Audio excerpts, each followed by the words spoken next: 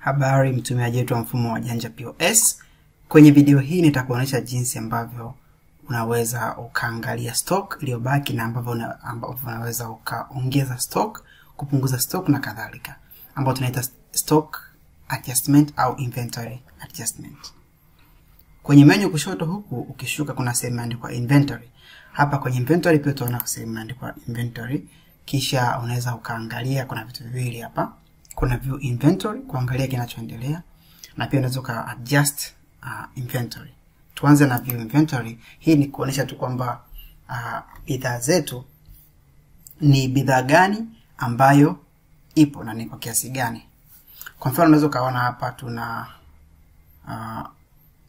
hizi kuweka protector na ATM card. Kwa mfano inaonyesha kwamba hizi, kwa mfano hizi mbaki piece 5 na hii inaonyesha kuna piece 0. Kwa unaweza kaamua update. Japo kwa mfano hii ni huduma, kwa hiyo hii huna haja ku update.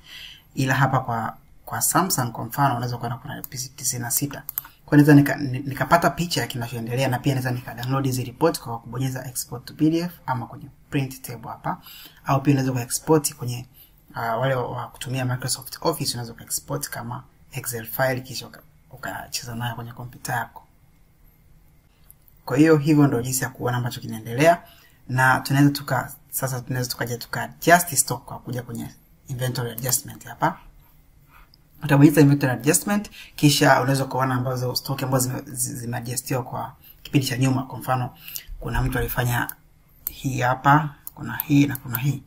Na unaweza ukaangalia pia kutokana na siku kadhaa kwenda nyuma, na au kutokana na muda unaohitaji kwamba kwenye siku hii kitu gani kilifanyika kwenye stock. Kama kuna mtu aliupdate unaweza kuona kwa namna hiyo, na pia unaweza uka-download kama PDF na ku-export kama unaweza uka-print hapa kama table, na pia unaweza uka-download kwenda kwenye Excel.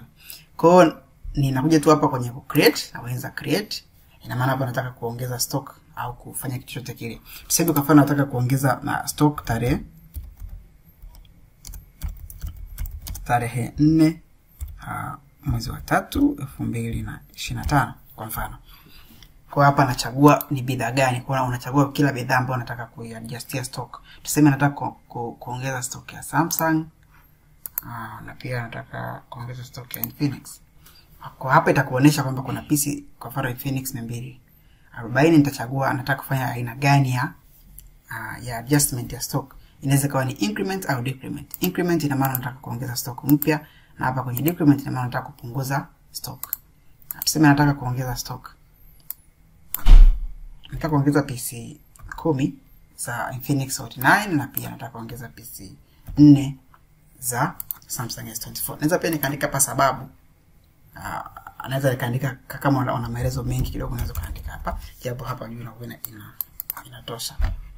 Kisha nitachagua kama hii ipo active au inactive. Active ina maana nikibonyeza save kwa wakati huu stock itabadilika. Ile nikisema ni inactive ina maana nikisave ina maana stock haitabadilika, lakini nitakuwa na nafasi nyingine tena kuja kupitia hii rekodi ili kuiactivate.